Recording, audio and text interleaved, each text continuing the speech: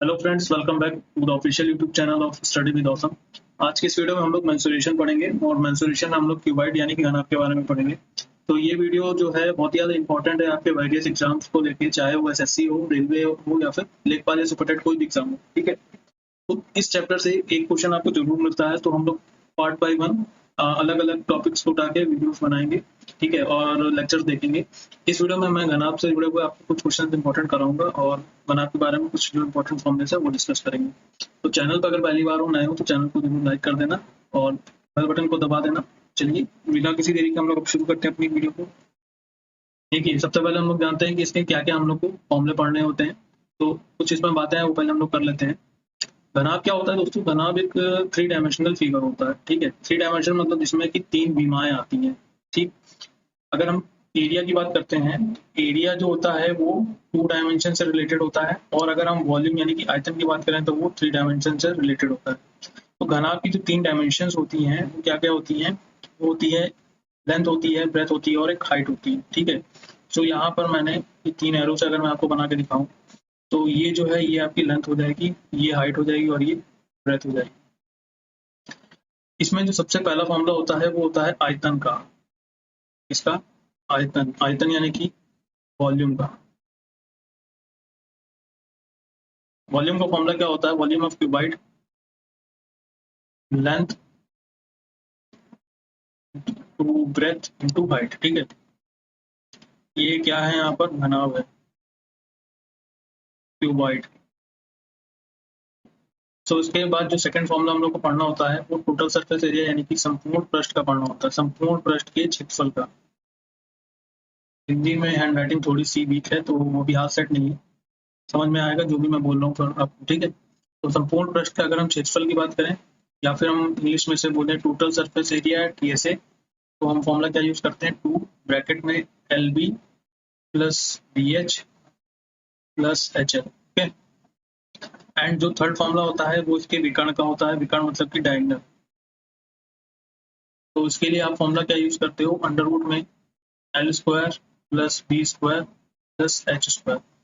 और एक और क्वेश्चन आते हैं, अगर आपको क्षेत्रमिति या मेंसुरेशन में आपसे कभी पूछा जाए कि कमरे का क्षेत्रफल बताओ, वहां पर आप फॉर्मूला ये यूज करना, two L plus B into H का। ये फॉर्मूला कमरे का क्षेत्रफल यूज करने के लिए यूज होता है, और इंग्लिश में हम लोग इसको बोलते हैं लेटरल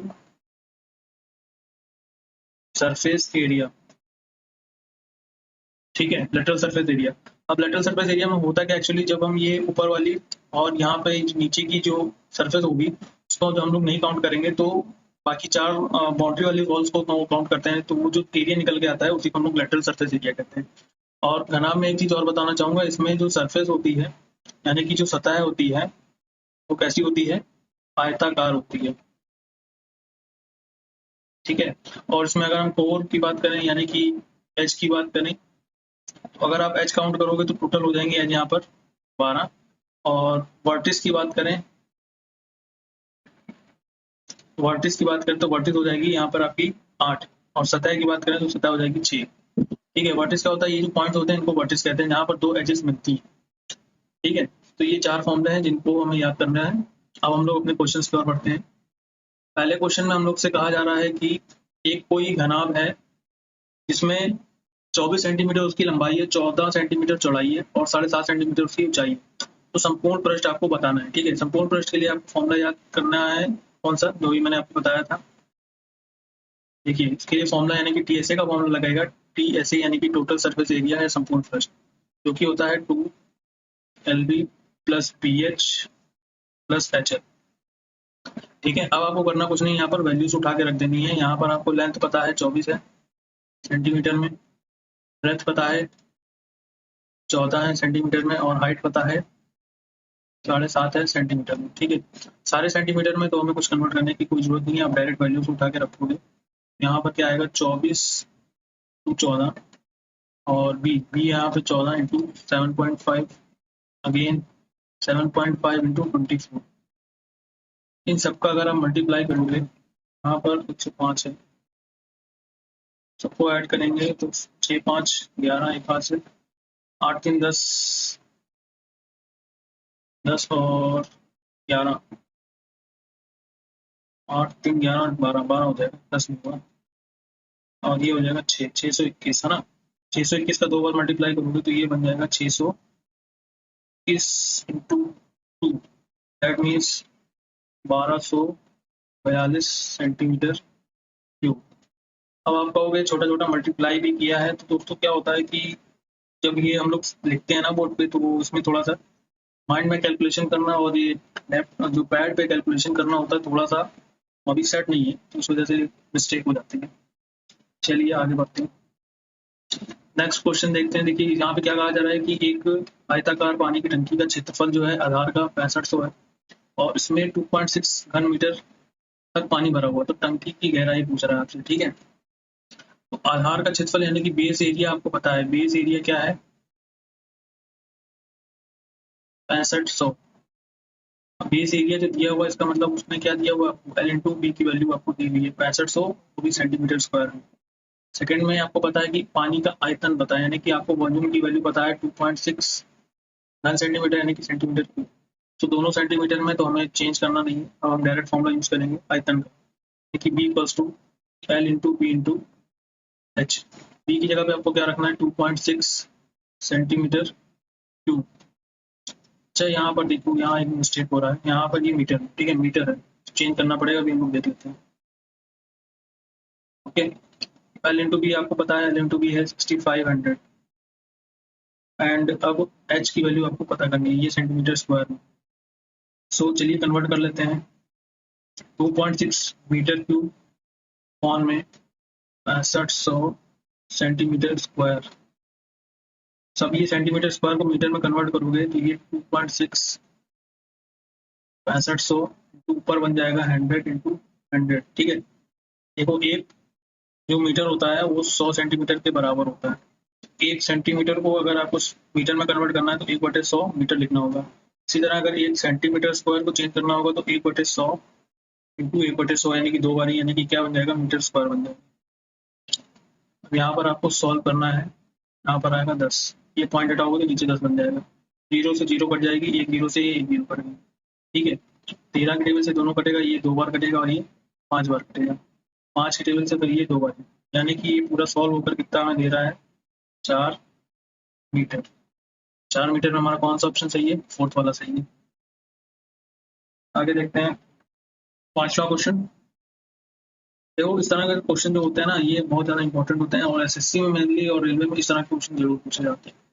तो देखते हैं, इस क्वेश्चन में कहा जा रहा है कि 24 मीटर एक लंबी और 8 मीटर ऊंची और 60 सेंटीमीटर चौड़ी दीवार बनाने में 24 सेंटीमीटर लंबी, 12 सेंटीमीटर चौड़ी और 8 सेंटीमीटर ऊंची कितनी ईंटें लगेंगी, जबकि दीवार के कुल आयतन का 10% भाग क्या है, सीमेंट और रेत का बना हुआ।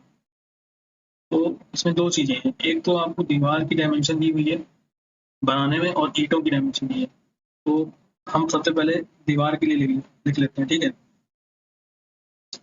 तो दीवार की माप क्या है,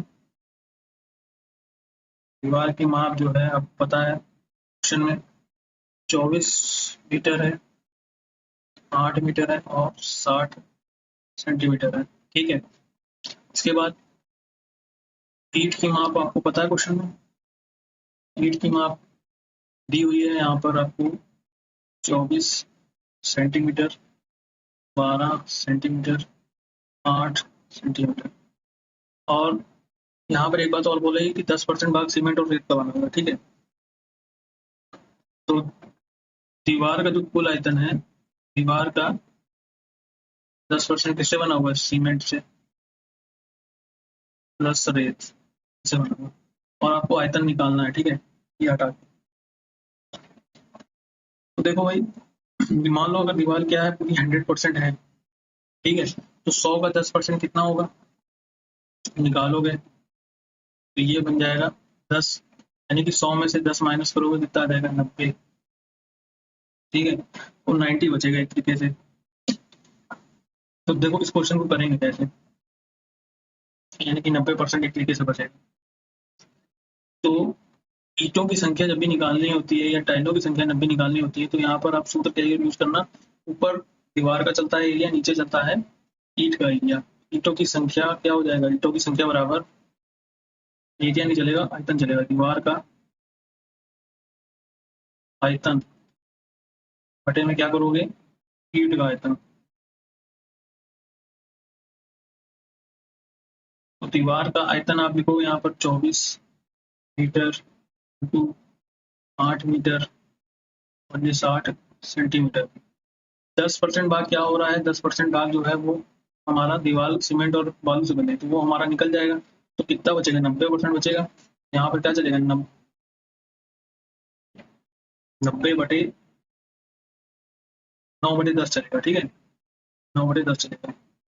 नीचे क्या चलेगा, 24 सेंटीमीटर, 12 सेंटीमीटर, 8 सेंटीमीटर। यहाँ सेंटीमीटर स्क्वायर हो गया, इसको निकाल देते हैं। अब ऊपर मीटर वालों को या तो सेंटीमीटर कन्वर्ट कर लो या फिर सेंटीमीटर को मीटर में कन्वर्ट कर लो। तो हम क्या करते हैं, चलो ये जो मीटर है इसी को हम कन्वर्ट कर लेते हैं। तो देखो भाई 24 से 24 तो सीधे सीधे उड़ रहा है, ठीक है। 8 से 8 भी उड़ रहा है, 12 से, और ये 60 कितनी बार उड़ेगा, 5 बार उड़ेगा, 5 से ये 2 बार उड़ेगा, ठीक है। अब देखो ऊपर क्या बन रहा है, यहाँ पर मीटर बच रहा है 1 मीटर, यहाँ पर भी 1 मीटर, यहाँ पर 5 सेंटीमीटर, यहाँ पर 9/2। नीचे भी क्या बचा है, नीचे भी सेंटीमीटर चल रहा है, सेंटीमीटर और सेंटीमीटर, 1 सेंटीमीटर सेंटीमीटर उड़ गया। कुल मिलाकर यहाँ पर आ जाएगा 10,000/9। इसको काटोगे तो यहाँ पर आपका 45,000 आंसर आएगा। कहोगे कि आप इतना बड़ा क्वेश्चन को सॉल्व करके दिखा रहे हो, तो ये मैं पूरा प्रॉपर आपको सॉल्व करके दिखा रहा हूँ जिससे कि सबको ये क्वेश्चन आए, ठीक है। कोई शॉर्ट ट्रिक यूज नहीं कर रहा हूँ, केवल अभी आप बेसिक क्वेश्चन कैसे हमें देखना है और कैसे सॉल्व करना है वो देखो। चलो आगे देखते हैं। अब इस वाले क्वेश्चन को देखो। अब यहाँ कहा जा रहा है कि घनाभ का आयतन कितना है, 210 घन सेंटीमीटर है। संपूर्ण पृष्ठ का क्षेत्रफल 214 वर्ग सेंटीमीटर है। तो उसके क्षेत्रफल अगर आधार का 42 वर्ग सेंटीमीटर हो तो घनाभ की विमाएं क्या होंगी, यानी कि लंबाई चौड़ाई और ऊंचाई की बात है, ठीक है। चलो आयतन दिया हुआ है, आयतन यानी कि वॉल्यूम आपको दिया हुआ है, वॉल्यूम कितना दिया हुआ है, 210 सेंटीमीटर क्यूब। संपूर्ण पृष्ठ का क्षेत्रफल यानी कि 214 वर्ग सेंटीमीटर, यानी कि ये क्या है कि SA है। और बेस क्षेत्रफल यानी कि लंबाई गुणा चौड़ाई 42। आपसे क्या पूछ रहा है, आपसे L, B, H ये निकालना है आपको। तो देखो भाई वॉल्यूम के लिए फॉर्मूला होता है LBH का। बी की वैल्यू 210 दी हुई है, H और L और B की वैल्यू आपको पता है 42। तो यहाँ से H मिल जाएगा, इसको काटोगे कितनी बार कटेगा, ये 30 हो जाएगा और ये हो जाएगा आपका 6 हो जाएगा। ये आ जाएगा H की वैल्यू कितनी आ जाएगी, 5, ठीक है। अब देखो L इंटू बी क्या है, 42 है। जाहिर सी बात है 42 किससे मिलकर बना है, 6 7 42 होता है ना, 6 और 7 से मिलकर बना है। एक 6 होगी, दूसरी क्या होगी, 7 होगी। तो 3 साइड मिल गई, 5 और 6,7। 5 6,7 देखो दिख रहा है, यहाँ पर नहीं है, यहाँ पर भी नहीं है, यहाँ पर है। सी वाला हमारा करेक्ट ऑप्शन होता है, ये हमारा नहीं रहेगा। सो दोस्तों इस तरह के कुछ क्वेश्चन थे। उम्मीद करता हूँ कि आपको वीडियो अच्छी लगेगी। बहुत मेहनत लगती है एक पीपीटी को तैयार करने में, तो वीडियो को जरूर लाइक करना और पूरा देखना और शेयर जरूर करना। इसी तरह की नेक्स्ट वीडियो में अब अगले पार्ट में हम लोग जो है क्यूब को पढ़ेंगे और क्यूब से रिलेटेड कुछ क्वेश्चन को जानेंगे। मिलते हैं नेक्स्ट वीडियो में, तब तक के लिए बाय बाय, टेक केयर।